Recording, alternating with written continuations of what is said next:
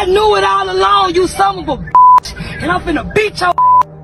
Don't play with me. I seen that in my own eyes. And I'm finna dust his. And I mean that. And I mean that you been lying, ho. You a liar. And I'm finna beat you now, bitch. Don't ever hang up when I'm yelling. Don't ever hang up.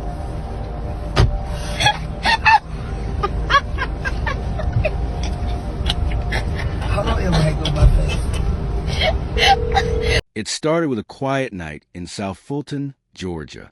The kind of night where everything feels calm until it isn't. Neighbors remember the sound that shattered that peace. A single gunshot followed by the haunting cries of a child. When officers arrived, they found 29-year-old Corneisha Butler lying motionless. She had been shot right in front of her young child. The person who pulled the trigger wasn't a stranger or a random criminal. It was someone she once loved. Before we go deeper into this tragic story, make sure you hit that like button, subscribe, and click the bell icon so you never miss a new episode here on Shadow Crime. We tell the stories that deserve to be remembered. Stories that remind us how love, fear, and obsession can sometimes take the darkest turns. Now, back to Corneisha Butler. She wasn't just another name in a headline. Friends describe her as a loving mother, someone who smiled through her struggles and worked hard to provide for her 4 kids. She was described as kind-hearted, gentle, and driven, the kind of woman who kept her family together, even when things around her were falling apart. She lived in South Fulton, Georgia, a city just outside Atlanta, a community full of life but not untouched by tragedy. Corneisha had been in a long relationship with a woman named Shakyia Perkins. The two were together for about 6 years, a relationship that at first seemed loving and full of passion. They built a life together, shared friends, and created memories. But over time, that love turned into something darker. The relationship began to unravel with jealousy, control, and emotional manipulation. People close to them said it wasn't always bad, that there were moments of real affection. But as the years went by, Shakyia became possessive, and arguments turned into fights. It said that Corneisha tried to hold things together for as long as she could, hoping maybe Shakyia would change. But things only got worse. Eventually, Corneisha made a decision that so many victims of toxic relationships struggle with. She left. She walked away. But leaving didn't mean she was free. Shakyia couldn't accept that it was over. Instead of moving on, she grew angrier, more obsessed, and more dangerous. Reports say she started following Corneisha, showing up at her home and threatening her. At one point, she allegedly set fire to Corneisha's car, a clear message that she wasn't ready to let go, fearing for her life. Corneisha did what any mother trying to protect herself and her kids would do. She went to police and filed for a restraining order. She believed that piece of paper would give her peace of mind, a sense of safety. But the truth is, restraining orders can only do so much when the person you're trying to escape refuses to listen. And sadly, that's exactly what happened here.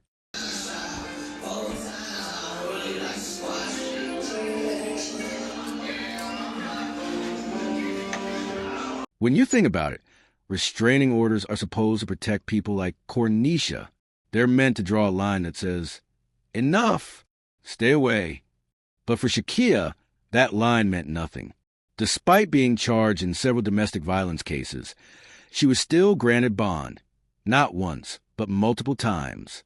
It's shocking, right? Each time she walked free, the danger to Corneisha grew. Imagine living like that, constantly looking over your shoulder, wondering if today might be the day your past shows up at your door. Friends said Corneisha was terrified, but she tried her best to stay strong for her kids.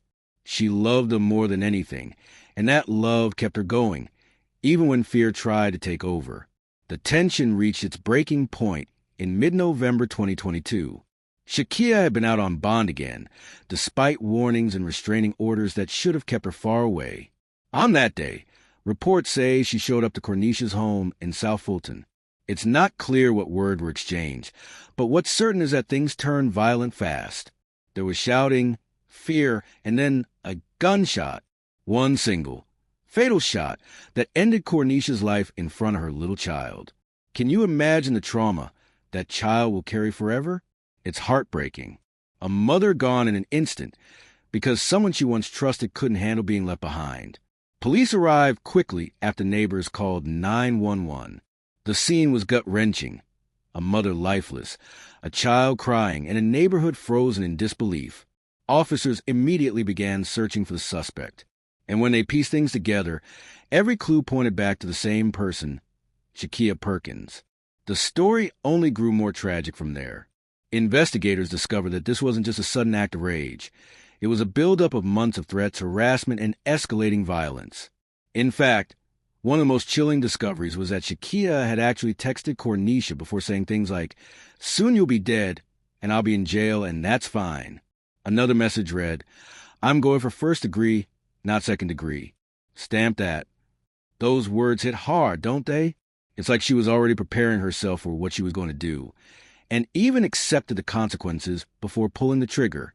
It shows how obsession and anger can twist a person's mind to the point where they see violence as love, and murder as the only way to regain control. After the shooting, police launched a manhunt for Shakyia Perkins. The community was on edge, and people were terrified she might hurt someone else. But eventually, she was caught and arrested. Her face appeared on the news, emotionless, cold, as if the weight of what she'd done hadn't even sunken yet. For many who knew Corneisha, that arrest didn't feel like justice. It felt like the aftermath of a system that failed her too many times. And in another incident, she kicked the door of a residence where Corneisha temporarily stayed. The prosecutor says charges relating to the alleged incidents before the murder were dismissed since Shakyia Perkins agreed to plead guilty in the murder case and accept a life with the possibility of parole sentence. Prosecutor Thomas told us he's a former Army officer who did 2 tours in Iraq. But his work as a domestic violence prosecutor in Fulton County has showed him the toll escalating violence can take. Recognize domestic violence and seek help. There's a lot of organizations out there that will help. A transcript indicates the defense said, "My client has never been in real trouble before. You know, this was a toxic relationship that I think both families just wish that they had gone their separate ways, and it's just not what happened. They kept trying to work it out." District Attorney Fonnie Willis. We here in Fulton County need to do what they've done all across the country and create a family justice center so the victims here, when they are going through this abuse, they have somewhere to go and resources to help them to rebuild their lives.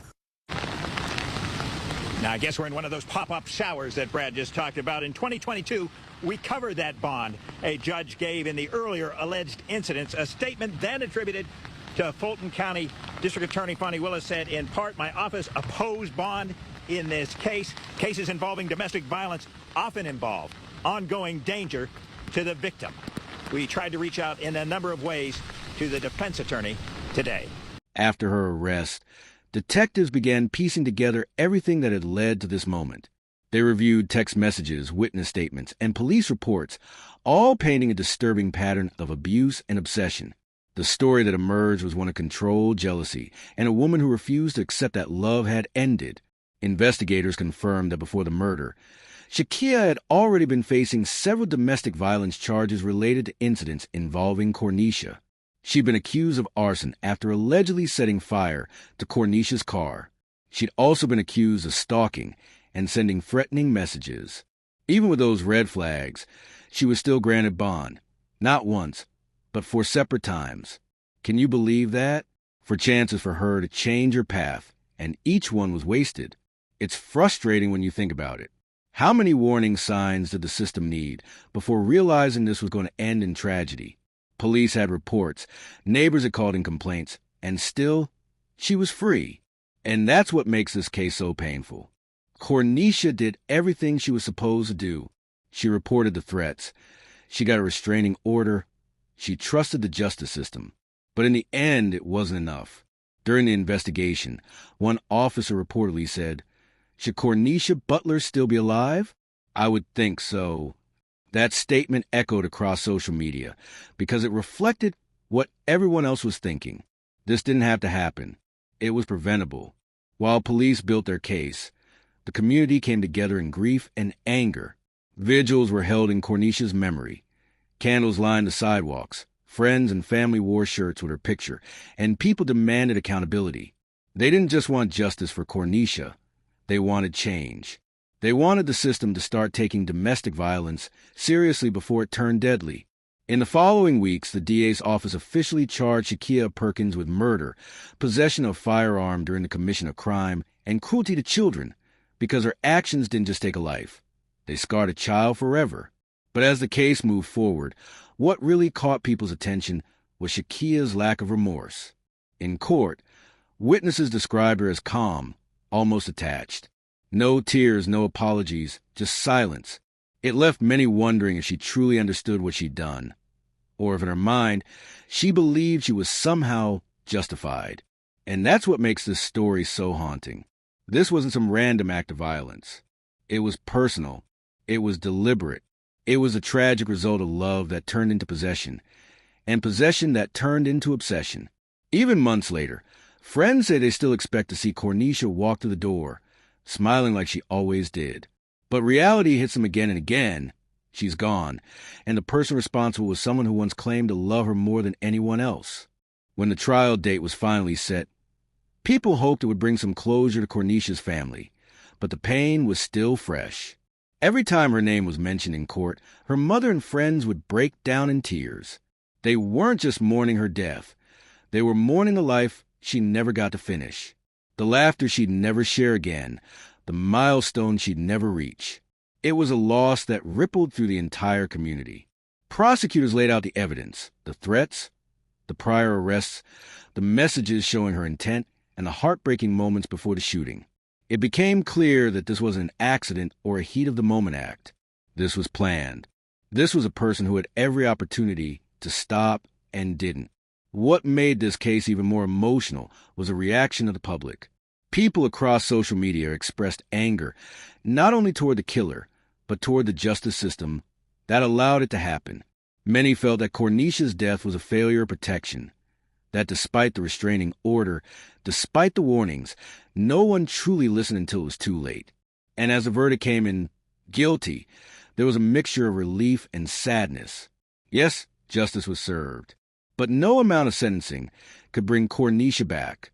Her loved ones described her as light-hearted, funny, and full of love, a mother who adored her child, a friend who uplifted everyone around her, a woman who deserved so much more than the ending she got. In moments like this, you can't help but think about how many other people are living in similar fear right now. How many have reported threats, but are still waiting for someone to take them seriously? How many Corneishas are out there, hoping they'll be believed before it's too late? It's heartbreaking because this wasn't just a story of jealousy or rage. It was a story about how obsession and control can twist love into something dark. And it forces us to ask deeper questions about the systems we rely on for safety. Are restraining orders enough? Are bonds too easily given? When does warning finally become action? Maybe the saddest part is that Corneisha trusted the system. She believed help was coming. But what she didn't know was that help wasn't moving fast enough. And for that reason, her story has become a painful reminder to us all that real protection means more than paperwork and promises. It means listening, believing, and acting before tragedy strikes. So, what do you think really happened in the mind of Shakyia Perkins? Was it pure jealousy, or something deeper, a toxic need to control someone who no longer wanted her? Do you believe the justice system failed Corneisha Butler, or was this tragedy simply inevitable once love turned into hate? Let me know your thoughts down below. And if stories like this make you reflect on how fragile trust and safety can be, make sure you like, subscribe, and click the bell icon to stay updated here on Shadow Crime, where we dive into the darkest corners of true human stories. Not just to shock you, but to remind you the lies behind every headline.